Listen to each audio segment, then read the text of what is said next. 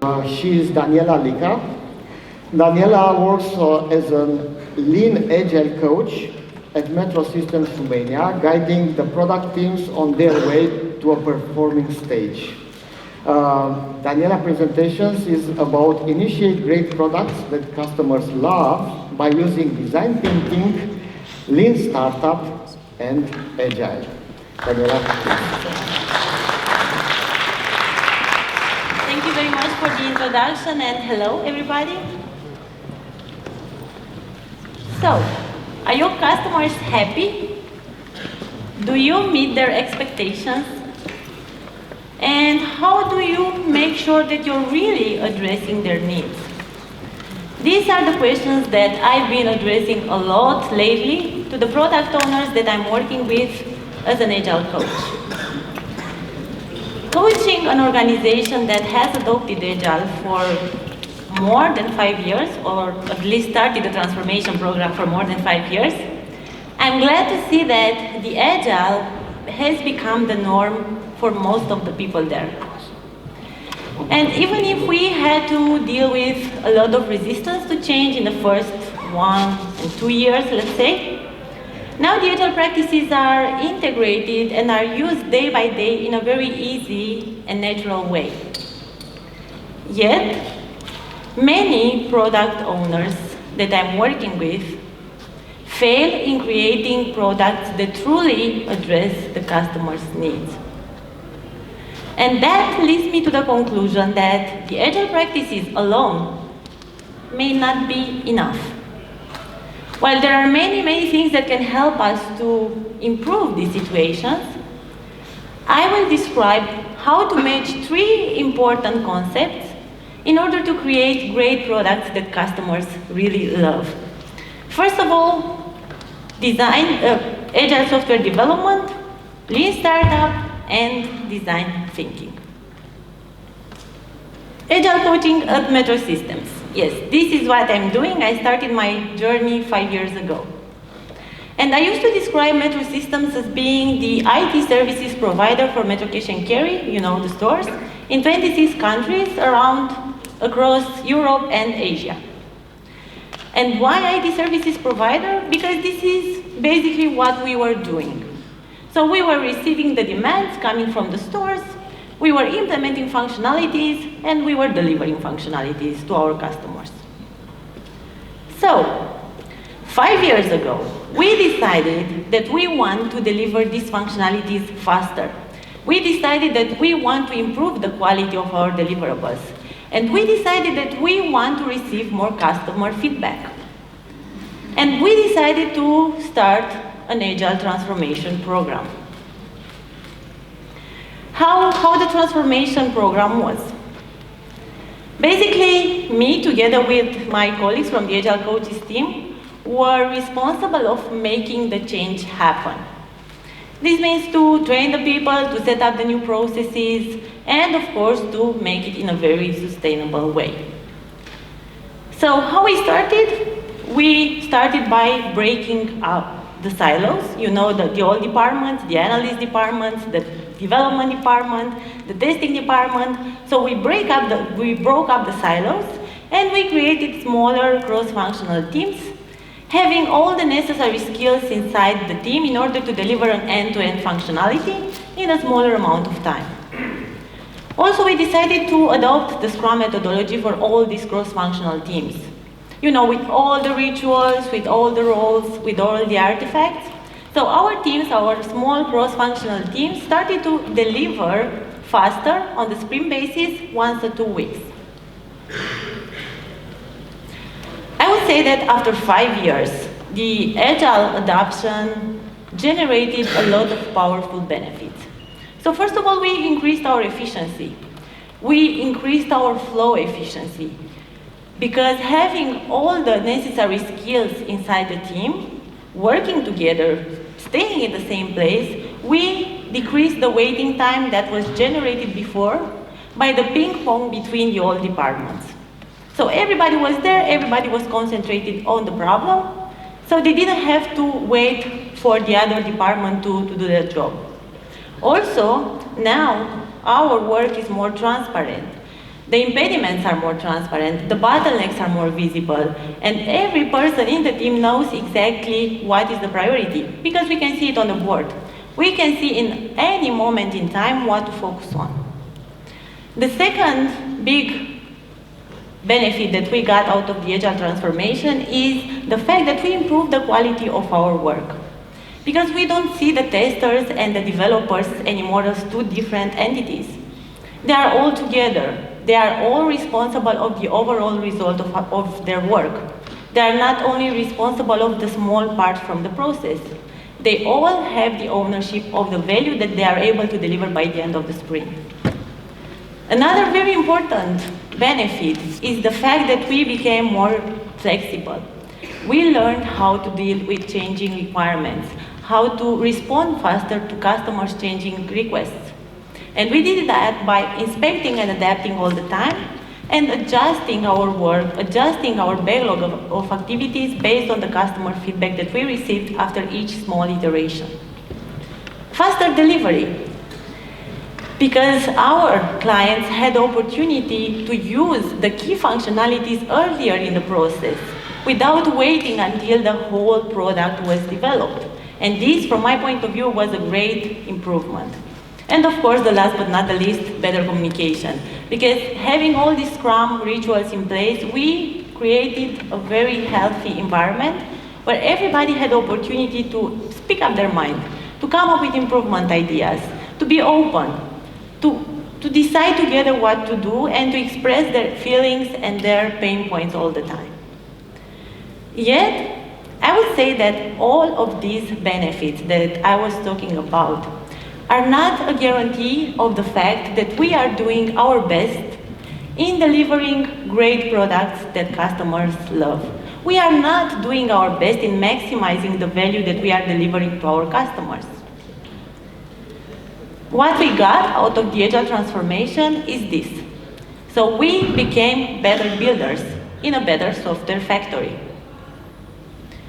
But a few months ago, our leadership, considering what we had so far, came up with a very challenging perspective. So they said that we are not an IT organization, we are not a software factory, we want to be a true product organization. We want to be a true product organization that focuses on the customer's needs. So wait a minute, what's the difference? I would say that the answer is very simple. I would say that if we want to be a true product organization, we shouldn't be a demand-driven organization. So we shouldn't gather requests out of the customers and deliver functionalities. We should be a value-driven organization. We should be able to understand their needs, and once we understand their needs, we should be the ones that come up with innovative ideas regarding how to solve them. Because the customers don't know all the time what is the best idea. They know what their problems are, they know what they want, but they don't know how to implement them. We are the ones that should decide that. We don't want our product owners to be only an intermediate between the development team and the customers. We don't want the product owners to act like business analysts. We want the product owners to be like a true CEO of their product. We want them to engage all the time in a continuous discovery process. And what does it mean? It means to run discovery sessions all the time with our customers. It means to be able to define a product vision. It means to be able to define a clear mission for that product and to articulate very, very clear what is the positive impact that the product can generate for the users. The product owner should be able to define outcome-driven objectives, not only to prioritize some user stories in the backlog. This is our vision for the moment. We want to empower them to take decisions. We want to increase the level of autonomy, not only for the product owners, but also for the team. And this is what the true product organization means for us. So having all this big vision in place, because of course we are not there yet, we got some inspiration from the lean startup approach. I would say that the most powerful principle in the lean startup approach is the build, measure, learn loop. So it says to build the simplest version of your product, launch it, measure the impact of it by analyzing the reactions of your users, and then learn how to continue with your idea based on their feedback. The truth is that the world is too dynamic to assume that we are going in a positive direction without even validating it. So Lean Startup says to start defining a clear business model, start defining some clear hypotheses, some business hypotheses that you would like to validate, and then decide which are those functionalities that should be part of the MVP, of the minimum viable product. When you choose the functionalities that should be part of the minimum viable product, you need to think about those functionalities that will help you to validate some business hypotheses. This is how you choose these functionalities. And then once you implement it, once you launch the MVP, you can validate or invalidate your business hypotheses. If you validate them, you need to measure the reactions in order to realize how to improve your initial idea. If you invalidate them, of course, you need to define how to pivot from the initial idea, because it's very clear for you that your initial idea is not exactly what the customers want. But at least you didn't spend a lot of time and resources in building a great, big product that nobody uses. So, understanding this lean startup approach, I realized that the thing that I love the most on this is the fact that it reduces the waste from our product creation processes. It allows us to explore the uncertainty. It allows us to experiment a lot, to fail fast, to learn from our mistakes. And what is the most important, it helps us to make informed decisions based on real data, not only assumptions. So coming back to our context, coming back to Metro Systems, and having our product vision in place, our vision to become a true product organization. And taking a look on this loop, I told you that we are great in building stuff, or at least we became better builders. But what is missing is the measure and learn part. And of course, we learned a little bit out of the Agile ceremonies because we have the customers in the demo meeting, but that feedback is not concrete enough. That feedback is not specific enough. So in conclusion, a data-driven mindset is missing for the moment. So what's the big deal in being data-driven? Because measuring things in order to get more and more data is not so difficult, right? But being data-driven is more than that. Being data-driven means to get the right data that will provide the right information that will trigger the right course of action. So being data-driven is more than just measuring data. And we need to understand exactly what kind of data we want to measure, because this is also a tricky part. When we talk about lean startup and the measurement part from the lean startup, we also talk about lean analytics. Lean processes need lean analytics. So lean talks a lot about eliminating waste from our processes. And it's basically the same with the data. You don't have to measure everything only because you can measure. Because sometimes when you can't measure what you want, you start wanting what you can measure. And this is a huge problem. That's why we need to be very aware of the set of metrics that we are constantly tracking. What Lean Analytics says is to make sure that we are using those metrics that trigger some changes in our business model. And in order to define a good set of metrics, we need to consider some aspects. First of all, we need to be able to make the difference between vanity metrics and actionable metrics. So how many of you are aware of what a vanity metric is? Okay, not that many. So, if you want to feel good, if you want an ego boost, define some vanity metrics. Like total number of users, total number of followers, total number of page views, total number of purchases. These are the metrics that can only improve over time. These are the metrics that can only go up and to the right, but they make you feel good. But are they a real representation of your success? Do you learn something out of these metrics? Do they trigger some changes in your behavior? Let's take as an example the total number of users. What do you get out of this information? Do you know something about the users? Do you know something about their behavior? Maybe some users just used your product once and then vanished forever. Is this a real measure of your success?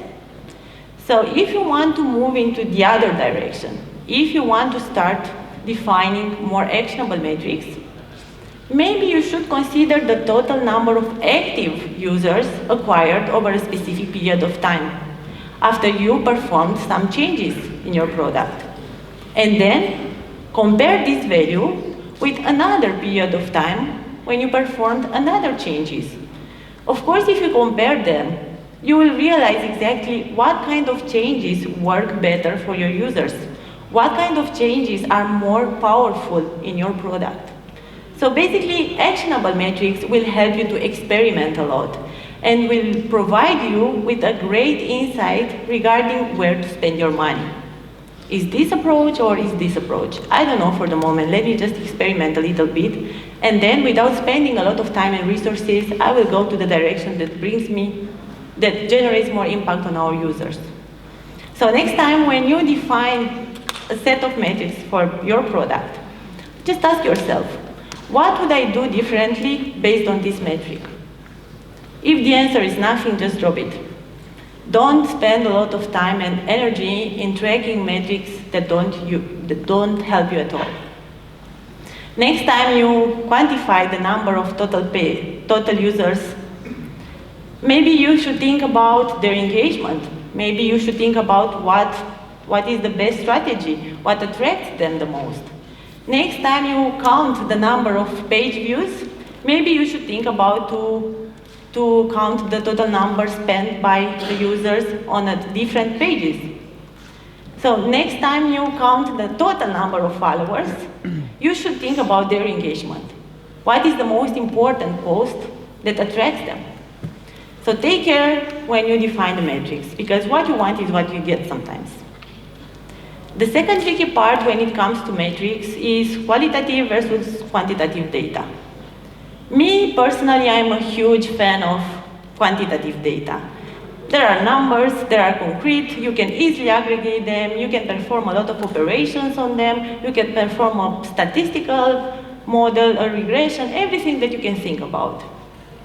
But in the beginning, when the level of uncertainty is huge, in the beginning, when you're craving for a direction, you don't know exactly what's the reason behind the number. So you need to go out and talk to people. You need to go out to explore their emotions, their reactions. You need to talk with them to see exactly what the pain points are, to see exactly what their desires are. But be aware, because this is a trap. So qualitative data may be a huge trap, because sometimes it involves a lot of emotions. It is very, very subjective. So when you go out to talk with the people, make sure that, sorry, no. So you saw my whole presentation, thank you very much. I don't know how to do it. I have this one, okay.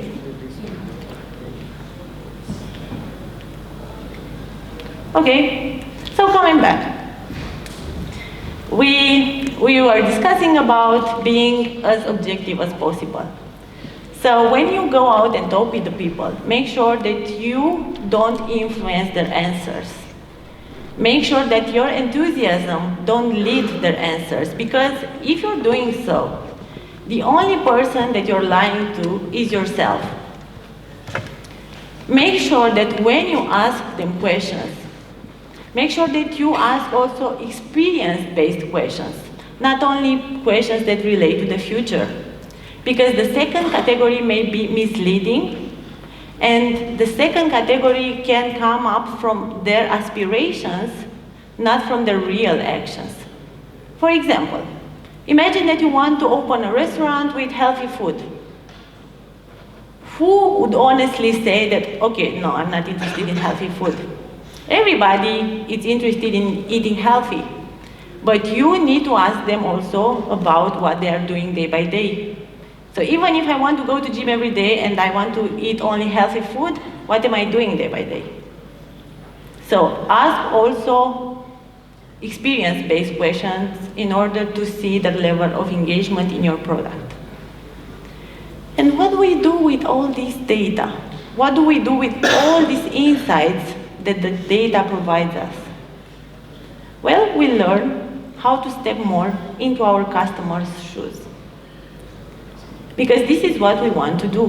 We want to create great products for our customers. And in order to do that, a design thinking mindset may be the key. I would say that a design thinking mindset helps us to match the IT solutions with the way people think and behave. The design thinking mindset is the human part of the technology.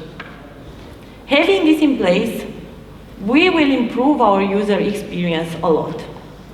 And I totally agree that the user experience is a huge, complicated discipline, and we don't have time to go into details right now. But I was thinking about 3 essential steps, 3 basic steps that everybody needs to consider in order to become more customer-centric. So first of all, we talk about user research. This means to know our customers very, very well, to empathize with them a lot, to know what's their behavior, their profile, what do they see day by day, what do they hear day by day, what are their jobs to be done, what are their pain points, what are their problems. So get to know your clients very well. Go out and run discovery sessions. Just go there and stay with the clients to see how they are using your product. But get to know your client very well. The second part is about the interaction design.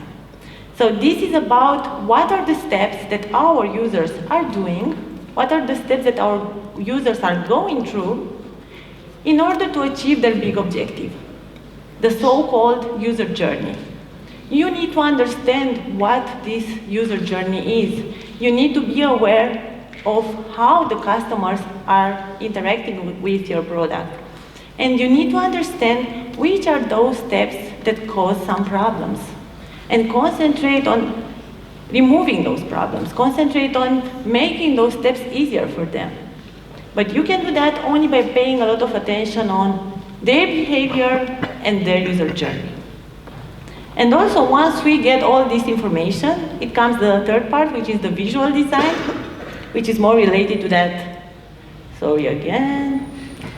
Which is more related to this picture.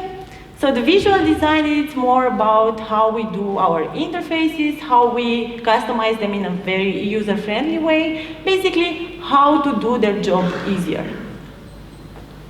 Even if a design thinking mindset may sound too ambiguous or maybe too chaotic to be embedded in our organizational day-to-day processes, I think it is very necessary to find a match between the artistic part of the design and the scientific part of the product development. We need to mix them together in order to create great products that customers really use and love to use them day by day. So basically, agile software development is very good. It helps us, or at least it helped us, to be more efficient, to improve our quality, to communicate better, also to increase the motivation of our employees. Lean Startup helps us a lot to make the difference between truth and assumptions and to make informed decisions all the time. While design thinking is a great tool for us in order to empathize more with our customers, in order to receive real-time feedback from their side. How to mix these 3 powerful concepts? I would say that it's a journey, not a destination. It's not a concrete plan regarding how to overlap them. It's not a sequential process regarding how to use them.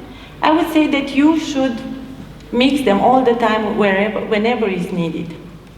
And of course, this journey depends a lot on your context. It depends a lot on your customers. How you do it is your choice. But you need to keep in mind that combining all of these three together may be a good option to create great products that your customers love. So what about your context? I want you to ask yourself, are your customers happy? Is there any small improvement action that you can start working on starting tomorrow? I mean, not tomorrow because you'll be still here, but the day after tomorrow? If you have any idea regarding how to implement an improvement, if you found some interesting aspects in these three concepts, and you would like to implement them, I'm here to help you and to provide my perspective regarding how to do it. Thank you very much. Thank you.